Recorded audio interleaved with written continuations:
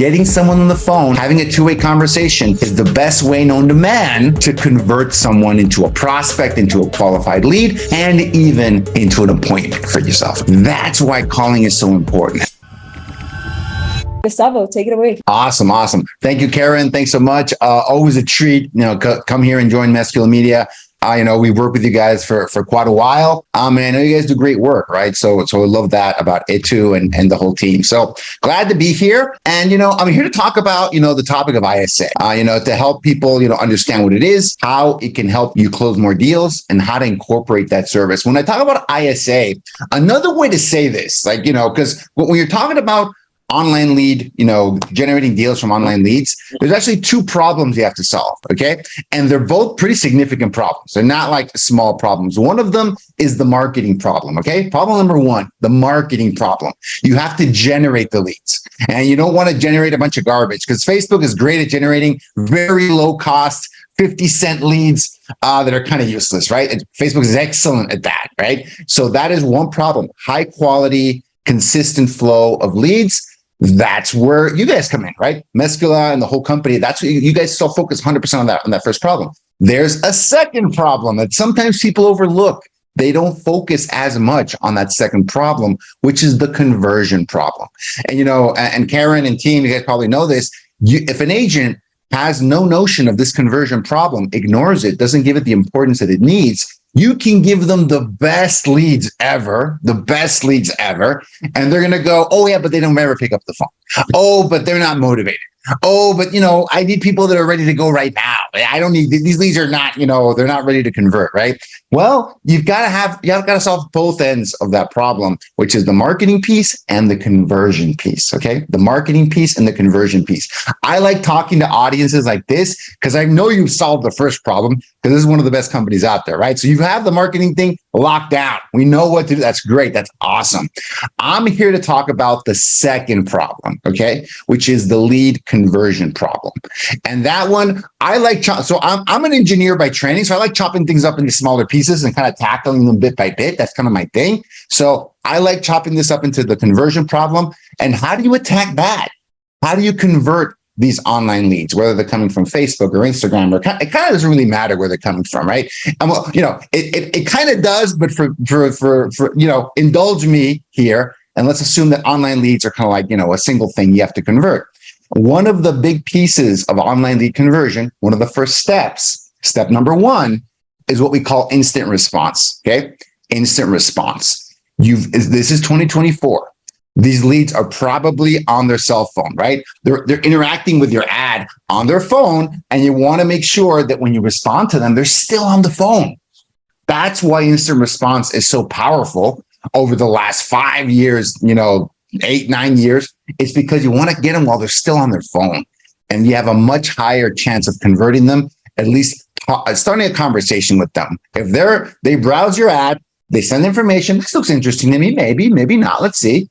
And then they're right there when you respond. That's why instant response is so powerful. And like the mobile first era, not even mobile first, we're mobile only almost, right? A lot of folks are mobile only.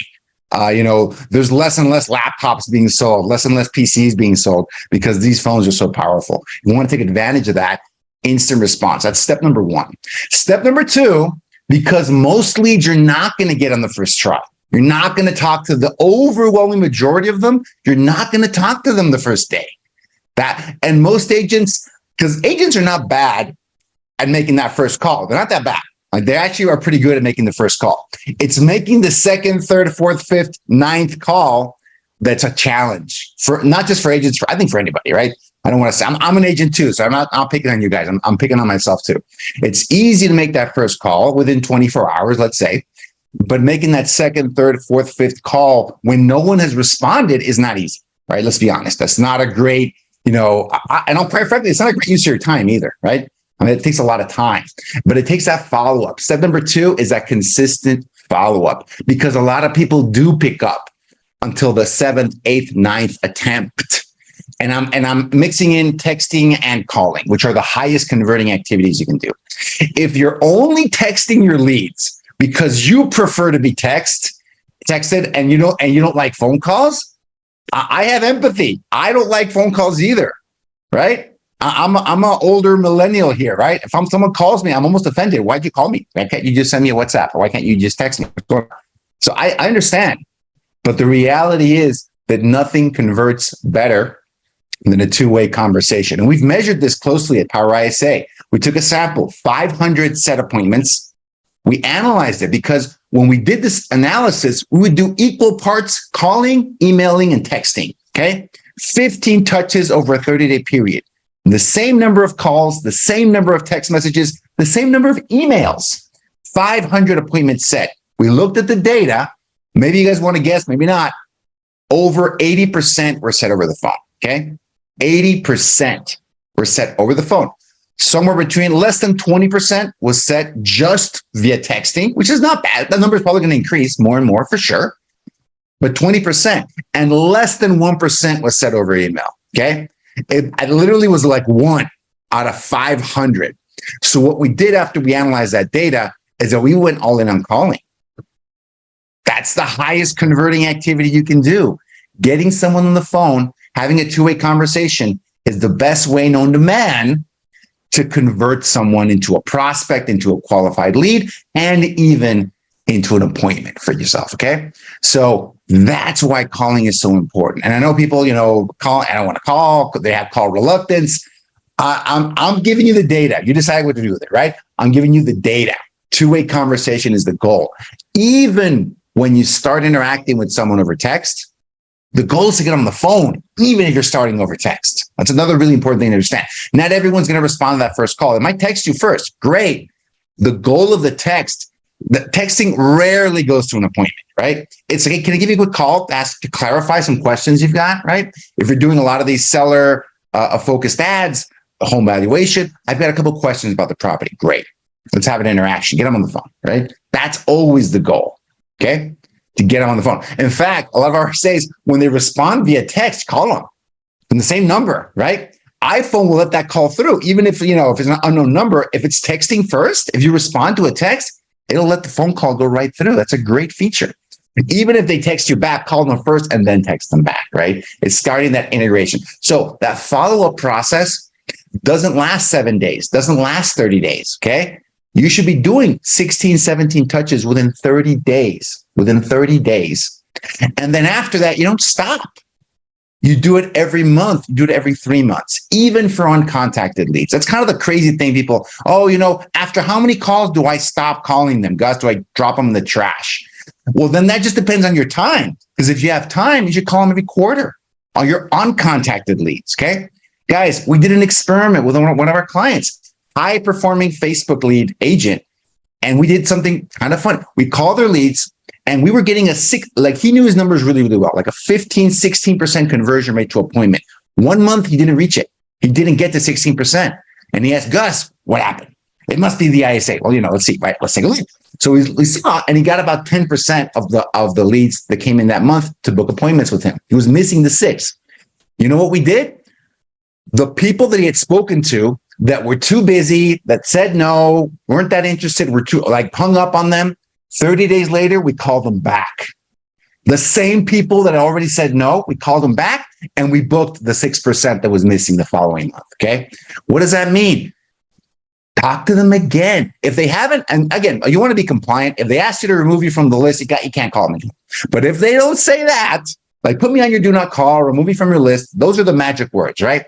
But if they're just too busy, they just hang up and they don't have any patience for you that moment, I wouldn't even discard those leads. Because 30 days later, they're not going to remember that call. They're going to be further down in the funnel. They're going to be further down in the process. I believe a 6-month-old Facebook lead, especially Facebook leads, they tend to be higher in the funnel. Especially 6-month-old Facebook lead is much more valuable than a random Facebook lead on any given day. An aged 6-month-old Facebook lead is more valuable to me if you've got them in there further down in the funnel. Because when they just get started, they might just be getting started. They might be browsing. They might be in the dreaming phase, okay? 6 months later, they might not be in the dreaming phase anymore. They might be in the planning phase, and I want to be part of that plan, okay? The follow-up is immensely important. Follow-up is immensely important. The teams, the large teams, the large organizations that understand this, They get it. They expect to close 5, 6, 7% of their Facebook leads every year. Not appointments, closings. Close 5, 6, 7% of their Facebook leads. So do the math. That's a lot, guys. It's a lot of Facebook leads to close. Okay. And the teams that do it at the highest level, that's what they expect because they have these follow-up systems in place and they have team members that help them do this. And they have ISAs that help them do this. It's not easy to do, right? But that is the process. That is the work that it takes. And Facebook and Instagram can be a fabulous, lead generation source if you've got the conversion game down, because yes, they take more work to convert, I think on average, but the ROI on those leads right now, this is 2024, they're still the best ROI out there in real estate, right? At least from what numbers that I see, highest ROI out there. All right. Yeah. Great. And there's other sources too, but I think the principle is the same. That follow-up game is super important. If that's a Google pay-per-click lead, even if they're a little bit further down the funnel, more qualified lead, great. Instead of a 12-month follow-up process, might be a 6-month follow-up process, a 4-month follow-up process. The principle is the same. Got to be calling them, got to be ready to convert them. Okay. Step number 3. Okay. Follow me here. Step number 1, speed to lead. Step number 2, it's that follow-up game, getting into the mindset of that marathon. Okay. Nothing, concerns me more than an agent that wants to see closings, that wants to see booked appointments within 30 days of anything, actually, not even just Facebook leads, of anything. You're approaching it the wrong way. You've got to look at it as a 12-month project. What's your conversion rate across 12 months? That is valuable. Before that, there's not much signal, mostly noise. Give me a 12-month set of numbers. How many leads did you generate over 12 months? How many appointments booked over 12 months? How many closings? That's a significant number now. How many closings across 12 months? That's when you really know where your numbers are, right? Step number 3, speed to lead, follow up to contact them. Step number 3 is you got to say the right thing when you do contact them. Okay. You've got to say the right thing. And I think this is always funny because the 2 largest complaints that I see from agents, with or without ISAs, doesn't really matter, with online leads is number 1, they're not able to talk to almost any of them. That's the number 1 complaint. The number 2 complaint is that these leads aren't qualified. They don't want to, they're not serious. They don't want to talk to me, right? Those are the number 1 and number 2 complaints. Number 1 complaint, in my opinion, is a follow-up issue. If you're not talking to anyone, show me your follow-up plan. And usually that's where the conversation ends and the screaming starts. Okay, well then probably not calling them enough, right? Probably. If you're talking to people and they're not converting, I think you're missing up on step number 3, which is you got to say the right thing to these leads. You got to say the right thing. When you're so you're doing all this work, the speed to lead and all the follow-up, all of this to get the opportunity to speak with them, to get the opportunity, get that app back. Okay. And, a lot of times that's your shot. Okay. That's the opportunity you have to start a conversation with them and start the conversion process with them. You got to go guns blazing. You've got to be ready to impress them, right? You and your team. You got to go in and demonstrate value. If you guys, we're talking about, lead conversion, online lead conversion. This is a really good book that I recommend. It's called Too Nice for Sales by Coach Barry Jenkins, right? He works with a company. It's called Wailopo. I don't love the company, but I like the book. The book is really good. And the book is a lead conversion book. It's mostly focused on Facebook leads, but it applies to any online lead gen. And one of the things I really like about that book is this really simple phrase. When you're first talking to an inbound internet lead, the immediate goal shouldn't be to set the appointment, which I thought was, what? What do you mean? The goal isn't to set the appointment. What are we calling them for? What are you talking about? He goes, no, because the majority of them aren't going to set an appointment right away. That's the reality of it, right? 90 to 95% are not going to set an appointment as soon as you talk to them right away. Most of them won't, okay? If you understand what I just said about the 12-month window, 12-month cycle, you know that it's a marathon, not a sprint. So the most important thing when you first talk to these inbound leads is demonstrate value, okay? It's not shoot for the appointment right away. It's demonstrate value right away. How can you demonstrate value to talking to you, to working with your team, the fastest. Because if you can do that on that first interaction, then you're set for the next interaction and the one after that and the one after that. Okay. You might actually give them a reason to talk to you later, to respond to your next phone call, to respond to your next text message, if they see value in speaking to you and something you bring to the table, right? Very, very simple concept, but very, very important. I'll give you some examples. If you've got someone coming in, let's say you're running a buyer focused ad. Great, and this is a typical response of an internet lead. I'm just getting started. You don't want to talk to me. I'm very high up in the process, because the consumer, right, believes that they should talk to an agent as like the last step in the process. I've already found a home I like. I know an area that I like. Then when I'm like a month out of purchasing, I'll hire an agent, and then we'll work, and then we'll find a home and open some doors, right? Whatever. The consumer wishes that they could buy a home on their phone. This is a real consumer expectation. They wish, why can't I just, look at some homes and click the buy button? Why not that, right? That's where they're coming from. You can agree or disagree with that. I disagree with that. You can agree or disagree with that, but that's their real expectation. They don't want to talk to you.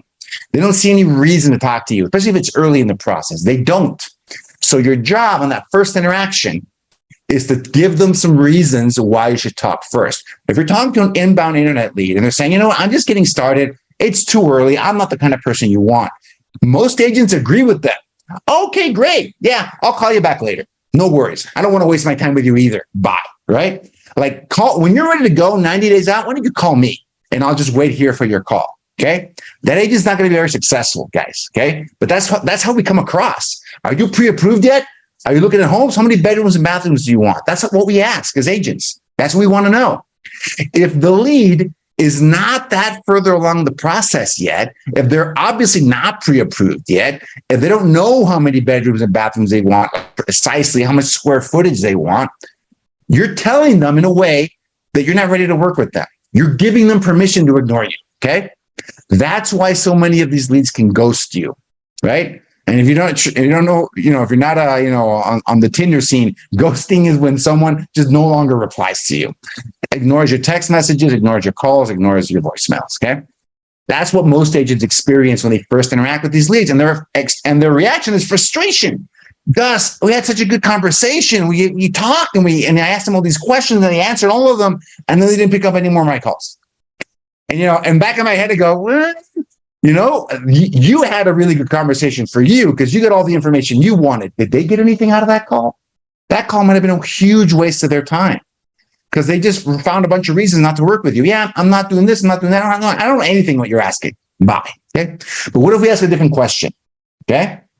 What if when they say, I'm just getting started, what if we respond with this? Hey, I totally understand that. We love working with people that are just getting started, because we can educate them on the process. We can walk them through. If you're in a very competitive market, we can help coach them on how to win a property in this market. Because as you've noticed, Mr. Buyer, homes go fast here, okay? As you've noticed. Great. The sooner we can get started, the better your chances are of winning a great property in the best school district, with the best finishings, with the best everything, right? I'd love to have a few minutes of your time for me or my team to sit down and walk you through every step of the process. We love doing it. The sooner, the better. Even if you're just getting started, we love working with people that are at that stage. Oh, okay, interesting. Instead of asking them how many bedrooms, bathrooms, and square footage they want, why don't you just ask, great, have you seen anything you like out there? Anything catching your eye of what's available? Maybe not. Okay. What would you change about your current home? Start there. They at least know that. Right? Ultimately, you want to get to that motivation. Why are they even thinking of moving? Why are they looking at properties online? Are they in the very early stages of the dreaming phase? Or are they further along, right? They're not going to admit that to you right off the bat. Let me just tell you that. A lot of agents have this saying, buyers are liars, right? I like to look at it a little bit differently. You haven't given them a reason yet to be very forthcoming with you. They're on the defensive. They don't want to tell you anything. Why? But if you have something they want, If you have solutions that they need, I think things change. If you have, for example, this is something every agent should have, an off-market property list. If you have a list of off-market properties to offer them in a competitive market, which a lot of markets are right now, that's a really good reason to talk to you, okay? If you can help them navigate multiple offer situations and how to win a property, it's a great thing to know, right? Remember, every seller, because you can also talk about sellers or buyers. Every seller is a buyer first and foremost. Every seller is a buyer first and foremost, okay? No one gets up in the morning thinking, hey, I want to sell my home. Like, that's just not a real thing. They wake up in the morning wanting to get that extra bedroom, the yard, the better school district, the better neighborhood, right? The larger home for the new member of the family, or they want to get rid of some member of the family, want to divorce, separate, want a smaller place. That's what motivates them, okay? So even if you're looking for sellers, a lot of times the conversation they'd rather have is, what are they going to get next? And great. Do you currently own or rent? That's awesome. And do you know yet, again, might be early, do you know if you might need to sell that property before you move or sometime after? Ask the question, right? But that's not the first question you ask. And you're not asking them to list their home and get a listing appointment. They didn't ask you for that. Remember, the context matters. What is the creative? What's the ad that got their attention? That's how you approach them. You don't have permission yet to ask them about anything else without building that relationship first. So these are the 3 basic steps, folks. Speed to lead, consistent and long enough follow-up. Number 3, when you get them on the phone, you get them that 2-way conversation, you gotta be able to demonstrate value as soon as you can. And even throughout the follow-up process, because even with contacted leads, even with qualified leads, there's a follow-up process with them as well. And it should at least be every single month. People you've already spoken to, you started building that relationship with, you or your ISA should be calling them every single month. And some of them even more than that, because their time frame might be a little bit sooner, okay? So it's really important to understand, even with contacted leads, there's a follow-up plan. But guess what? Because a lot of, I see this mistake happen very frequently. Because, we have the texting automation and the email automation, all these automations. People want to go, what's a good automation to nurture my leads, Gus? What automation plan should I use to nurture them? And I go, hold up. I think we're misunderstanding something really important here. The automation, the boilerplate stuff, the generic stuff, because it has to be generic, is for people you haven't spoken to. Why? Because you don't have any context for them. That's why that's better than nothing. I don't even think it's that valuable. I think it's better than nothing, right? When you've actually spoken to someone, why would you send them a boilerplate text message? Why would you send them a boilerplate email, right? You actually know what they're looking for. You know something about their motivation. You know something about their interests. And you can guess, you can assume what their questions are. Do they have financing figured out? They're probably concerned about interest rates. Duh, right? Hey, they're making a move. They're probably concerned about looking for a home before they sell, if they have a home to sell, right? You can make some really good assumptions about what their concerns are, what their mindset is. You can guess, educated guess. So you never want to use automation when following up with a contacted lead. You should never use automation for those. It's a waste. You've got context. The follow-up should be contextual. It should be related to their needs and their stage in the process. And when you're following up, you shouldn't hey, just checking in. This is Gus, seeing if you're ready to sell yet. Are you ready to sell now? Are you ready to sell now? Are you ready to sell now? You don't want to be that guy. They're just checking in when they want to sell. You want to first add value. Hey, I found this great blog post. Hopefully it's one of your blog posts. This great blog post on the Woodridge neighborhood you're interested in. Check it out.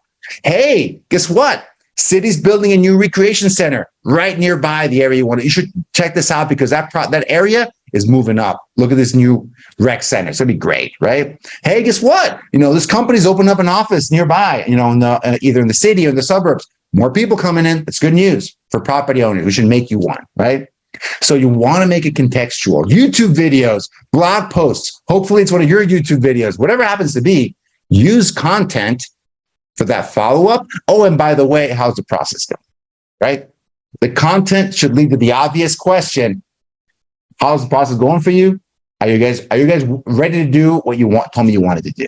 How's that going? Okay. But make it contextual, right? Great. So when we're talking about, so that's the process. That, whether you have an ISA or not, that's the process, right?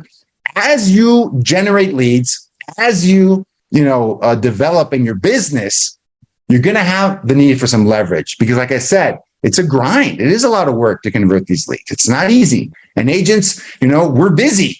Agents wear a lot of hats. If you're a solo agent, a solopreneur, you are the ISA, you are the transaction coordinator, you are the admin, the marketing assistant, and the closer, and the greeter. At Walmart, you're everything, right? You wear all of those hats.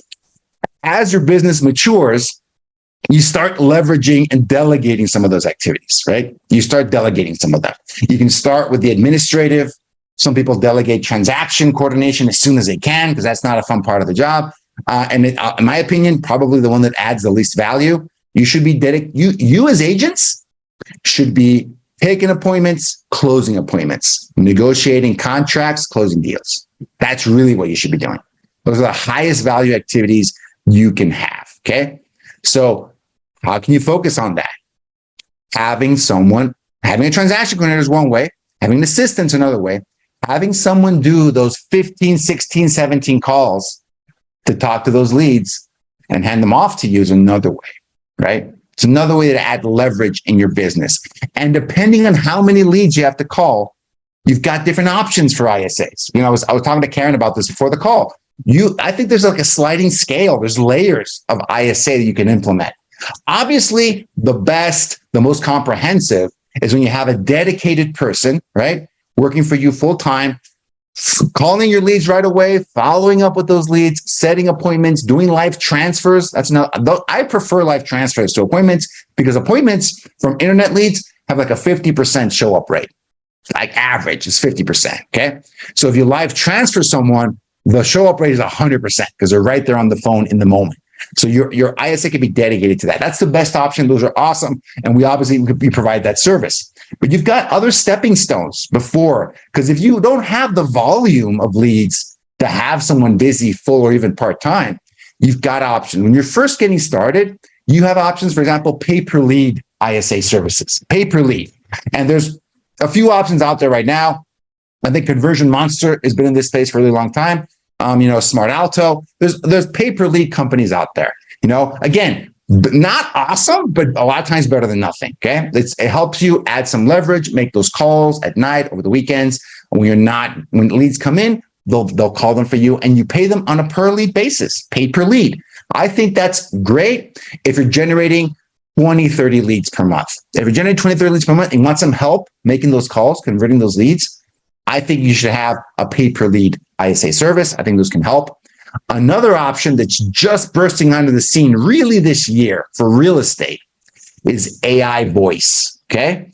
AI voice, I think, over the next 6 months, over the next 12 months, is going to change the industry. I think that first contact, that speed to lead portion of the problem I spoke about, the follow-up portion of the problem I talked about, I think AI is going to take over or at least dominate that space over the next 12 months. We're already seeing it. You're seeing companies here and there. Power ISA, we have a voice option as well, okay? And we measure this really, really closely. It doesn't outperform a human ISA, not yet, and it's getting better every day. It's amazing how good it gets month by month by month, day by day. But it's close there, guys. It's close. If a human ISA can do 15, 16, 20% conversion rate, AI voice can do 10, 11, 12, which is different. It's not a small difference, but holy cow, that's not bad, right? And it's obviously much more reasonable to have a machine call your leads than have a real person call your leads, okay? So that's another stepping stone. And actually, Power ISA does provide that. If you want AI voice to call, try to call your leads, attempt to call them for 30 days, for 60 days, for 90 days, right? That is a very powerful tool, and it's only going to get better every single time.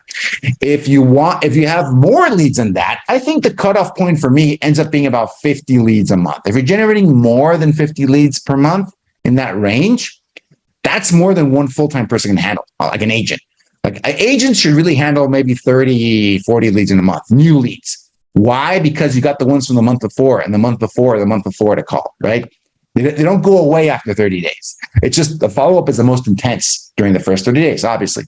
But you add up the ones from the previous months and you get quickly overwhelmed. Most agents, they don't even deal with that. They focus on the new ones and they ignore everybody else, right? Maybe you might feel called out, triggered. Maybe this is what I see. This is what I observe in the industry. You focus on the brand new ones and the rest of them, oh well, so what, right? So, but you miss a lot of opportunities. You miss a ton of opportunities if you're not calling and calling and calling these leads. So what's the next option? We talked about pay-per-lead. We talked about AI voice. The next option, in my opinion, would be a part-time ISA, right? Part-time ISA, 4 hours a day, just making sure they keep track of all of those follow-ups and they call leads as they come in, but mostly those follow-up calls, responding to new inbound leads, responding to texts, right? Answering their inquiries, setting them up correctly within your CRM. That's what they should focus on. And that's, when you start at 50 leads and above, I think that starts to make a lot of sense, okay? And then when you move up in that volume, 100, more than 100 leads per month, I think that's where a full-time person is required, right? And teams, teams mix and match this.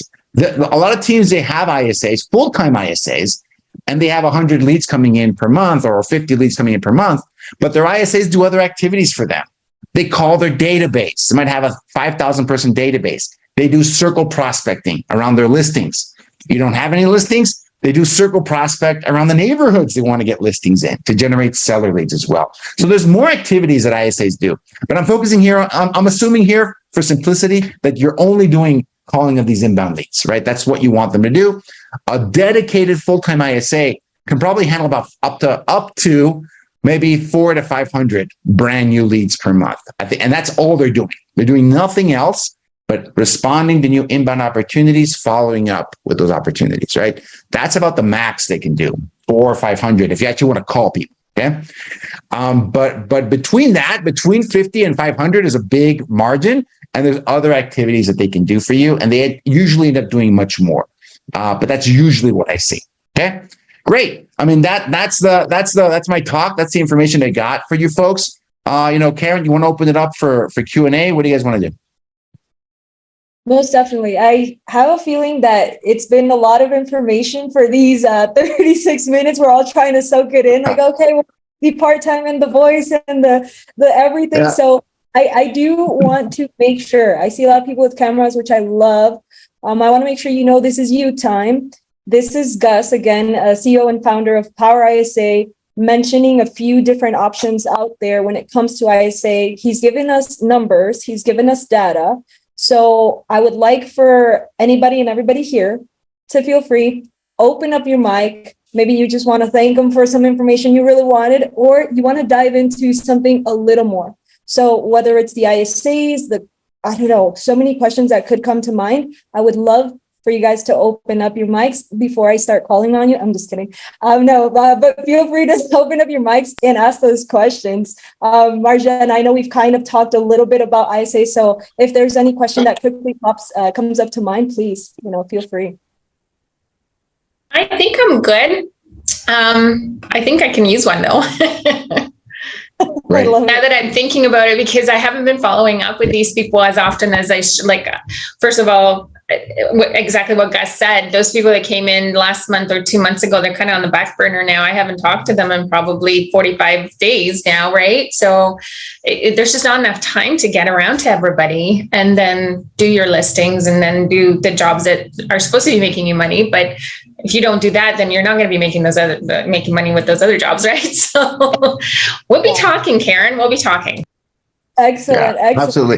And that's a really common, it's a common concern, right? You've got these, you've got leads coming in, you should be calling them more. Like, well, they didn't pick up, so they're probably not going to pick up. I'm here to bring you the good or bad news, depending how you look at it.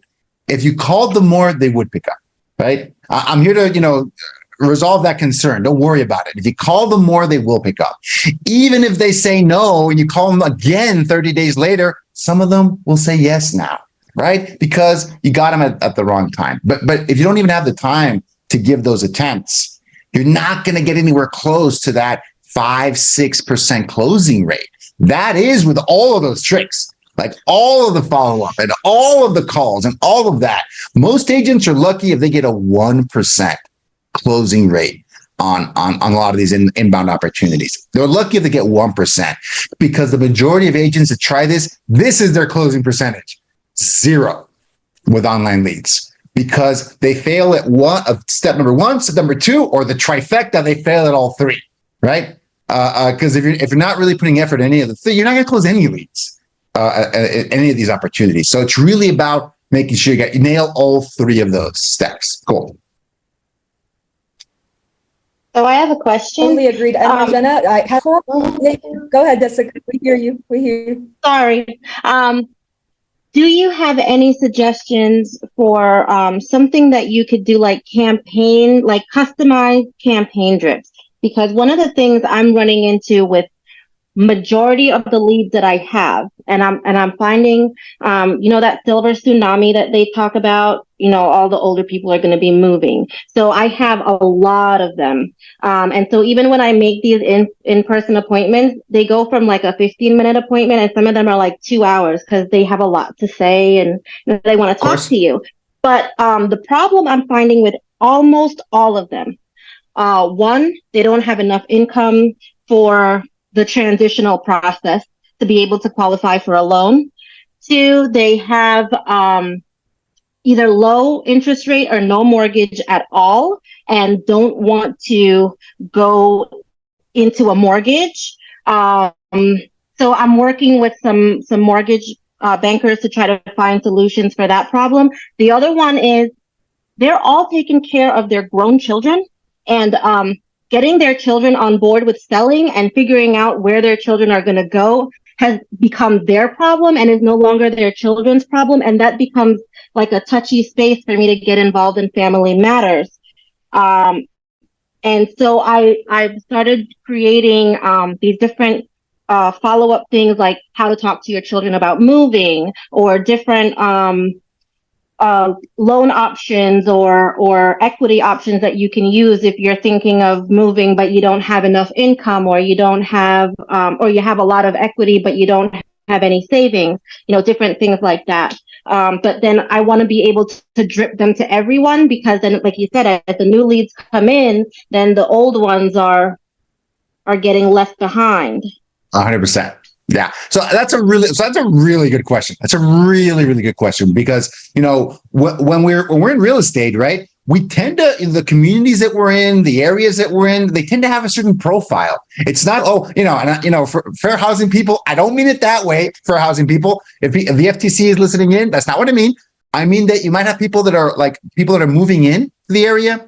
People might be older, moving out. You might have the area that I was in Seattle when I was an active agent. I had a lot of immigrants coming into Microsoft, to Amazon, to Facebook, a lot of people coming into the country, right? So you end up having certain profiles.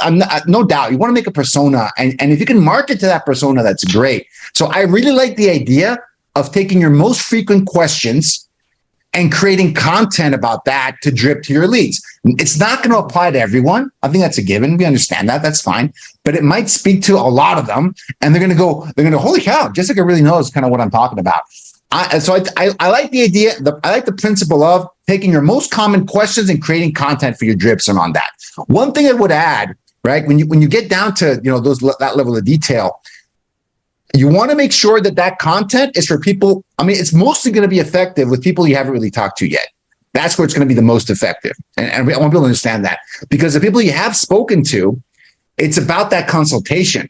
I think our job as agents, ultimately, we can't convince people to move. I want to make sure, people understand that. Actually, I don't think that's our job, to convince people that moving is a good idea for you, right? And I think the more we kind of stay away from that, I think we're better as agents, as people, as their sanity, and all these things. Because for some people, it absolutely makes sense to move, and they don't want to, or they're stuck and they can't move beyond that. And if they, and this is my opinion, if they see us as trying to pressure them into the move, I think that ultimately backfires, right? What we should do is make sure we always have a pipeline of these folks. They're in different stages. A lot of people you're telling me about, Jessica, they're in the dreaming phase. They're like, oh, I want to, but there's all these hurdles. Oh my goodness. You should be the person that says, hey, if you want to accomplish this, there are these hurdles you got to jump through, right? And I can help you jump through them. I'm the solution, right? Instead of, I'm the reason you're moving. I don't think that's a good place for an agent to be, because it pits you against the family. It pits you. That's just, I don't want any piece of that. It's almost like going to a divorce attorney for marriage counseling. Do you think I should get divorced? Like, I mean, we think that way, right? Like, no one thinks that way.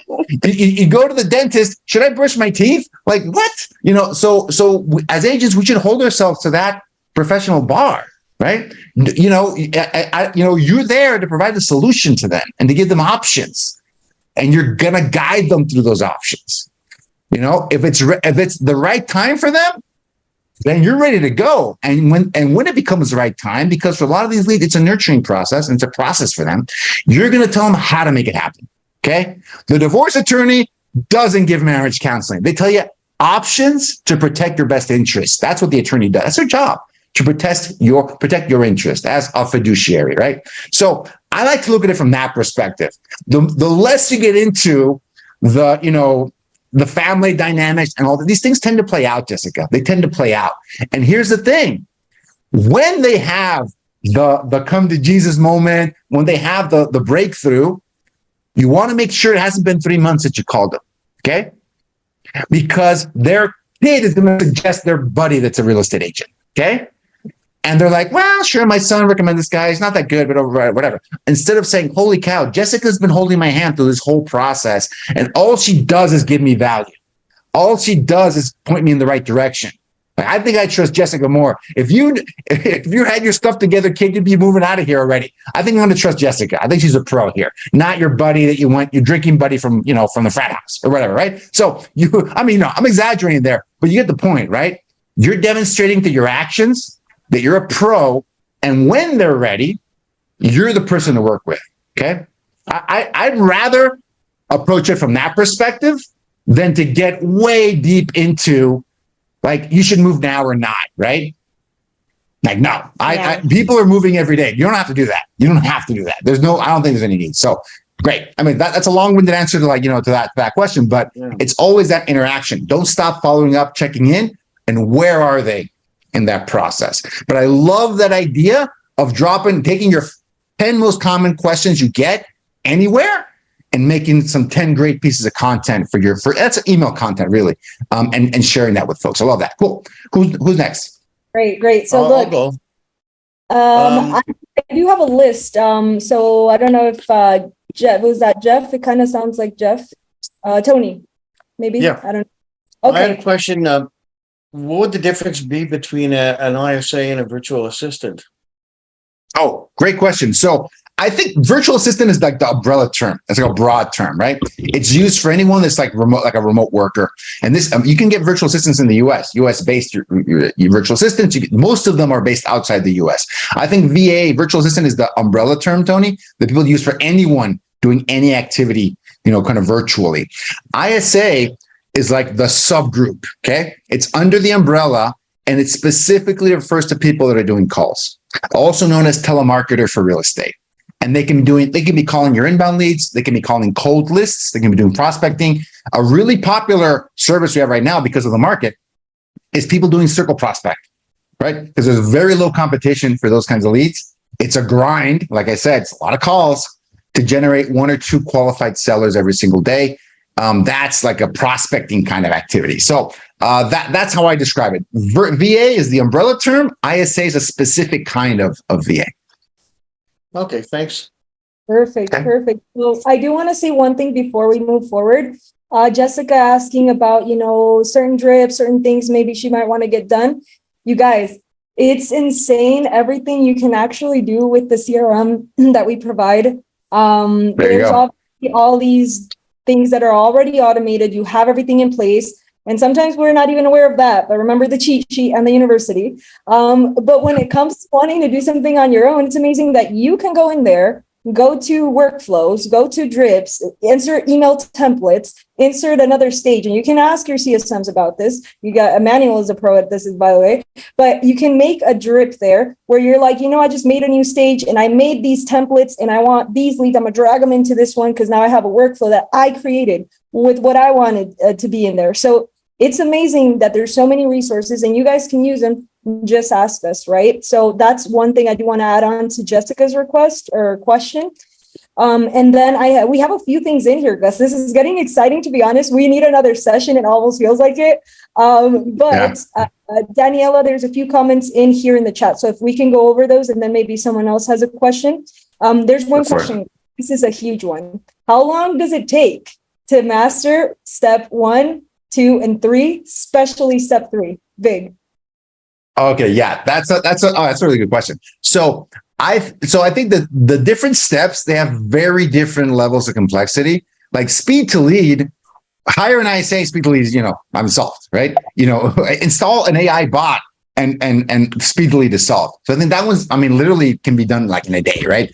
The second one is having someone on staff to do that for you, whether it's a virtual ISA or one of these AI voice agents.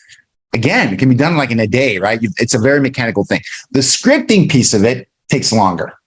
The mastering the script, because a lot of these ISAs that we hire, they're great on the phone, they're great at sales, and they have a lot of call center experience. They might be new to real estate. So we always tell them the first 30 days is that ramp up and training period. Even for an experienced ISA, they're learning your market, they're learning the inbound kind of lead, they're learning the angle, the ad angle, they're learning the creative. So there's a process to ramp people up. But within 30 days, if they're calling your old leads, they should get results within like 7 days, right? Because you've already got most of us already have leads in the database. Then that's the first thing they should call. I wouldn't put a brand new person, even if it's a super experienced ISA, I wouldn't start them on the brand new inbound leads. I would start them on my existing batch of leads. Call them. Give me some qualified buyers, give me some qualified sellers, give me some appointments, right? From that, and then they kind of graduate to the next one. The third one, thinking about it that way, the third one definitely takes more time to when you're leveraging, the third one takes the most time for sure. Good. We have another cool question. And then if you guys want to open up about any of anything that we're discussing right now, post it in the Facebook group. We'll tag Gus. We'll get more into it, but we need another session. And now the other question, Gus, how do you manage the accounts? How many calls is a good number before you decide to move to your next account? By Maury here. So when you're talking about accounts, are you talking about like a single ISA? How many calls can they make, or how many leads can they handle? Just to kind of clarify the question. All right, Maury, if you can help us with that one. Yeah, sure. Hello. Keep going. Go for it. Can you clarify the question a little bit? Sure. So I understand, as you could have my account, of course, you could have other accounts, and you probably have your time set between to work in each account. So how many calls is considered a good amount of call before you jump to your next assignment? Oh, I got you. Great. So this is how Power ISA works, and I'm sure other companies do it differently. We have dedicated people to your account. So if they're working for you 4 hours a day, they're working for you 4 hours a day. If they're working for you 8 hours a day, they're working 8 hours a day on your account. And I have heard other companies that have like a shared ISA team. They might have like centralized. Some marketing companies do it that way. That's a different answer. But the model we're talking about here is dedicated ISA. Like they're dedicated to your account only for that shift. The whole shift, they're only working on your account. Does that make sense? It does. Thank you. Okay. Yeah, great. Different. Good question. I love that one, Maury. And then just for everyone that's not looking at the chat, Daniela put in a pretty cool reply there for people in the situation that they were bringing up earlier. I do see that, Tony, I think your hand is still up. BJ. Oh, I'm sorry. Yeah, I'll lower it. Oh, you're My good. bad. I thought maybe there was another question. BJ, please. And you're muted, so we want to hear you.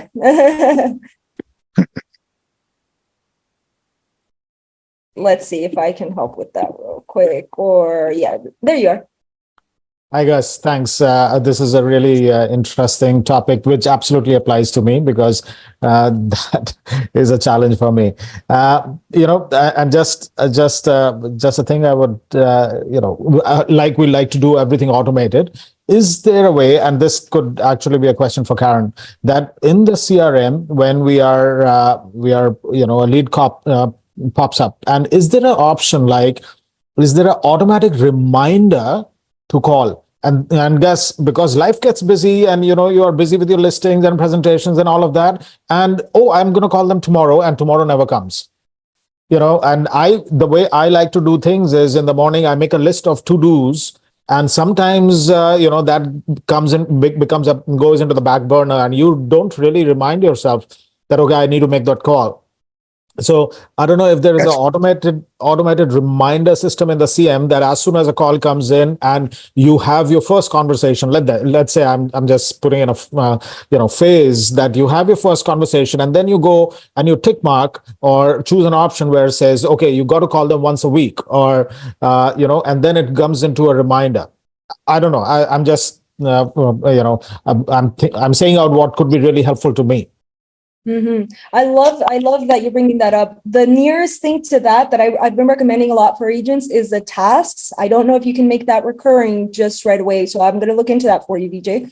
But when you are calling someone, right next to that dial button, you have a task option. So if you're creating a task right then and there, you can go to your dashboard and do what you already do, which is every day, go in there, see what your list of to-dos, and you're going to have it there in your dashboard, like, task for Greg, task for Bob, call Sally.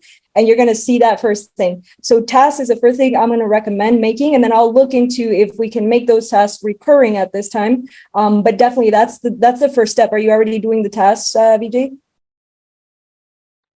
I am, yes.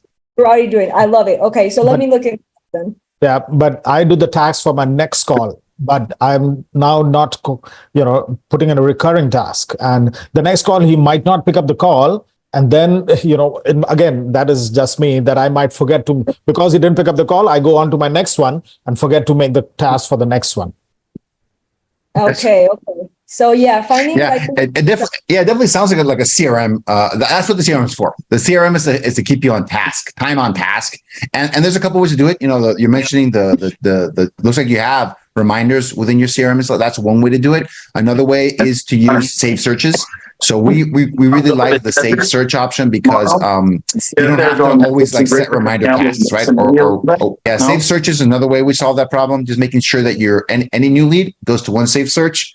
Leads that are in follow-up mode, uncontacted, go in another saved search, and they stay there for 30 days or 60 days, 90 days. And then if they're a longer-term follow-up, they go to another saved search. That's another way to do it. Same problem. You're solving the same problem. You're moving them from stage to stage.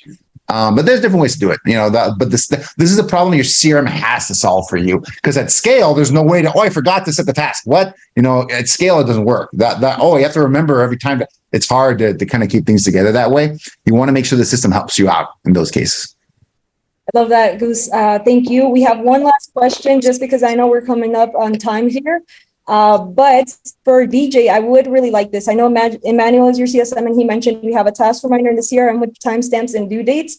So, Emmanuel, if you can please help me dive into this with DJ. If this is what he's already doing, if there's something more that we can add on, or if there's something for us to develop, I don't know. I'll leave that one for Emmanuel. I love the question, DJ, and I love that it's all. Last question. This is for Gus. We have someone interested about knowing a little more about costs for the ISAs, for different options that you provided. So if you can share with us either that information, where to get that information, how to access. Great. Awesome. No, great question. Glad you guys touched on that. I was going to touch on it, before we head out anyway. So right now, if you guys want to get either a part-time or a full-time ISA, so we offer three of the options that I mentioned before. There's more. We offer three. One is the AI voice, and that has, a monthly subscription cost, which is about $300, and a cost per minute of the actual voice time used. That's for if you have a relatively small amount of leads coming in and you want the AI agent to help out.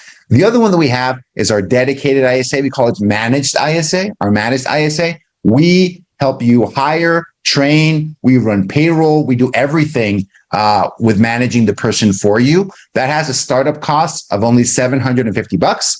And that's a deal that we have with Meskula. You guys can sign up for that price, and you get an additional 20% discount on the monthly recurring cost, right? Which starts at about $13 an hour. You guys pay less than that. Don't worry about that.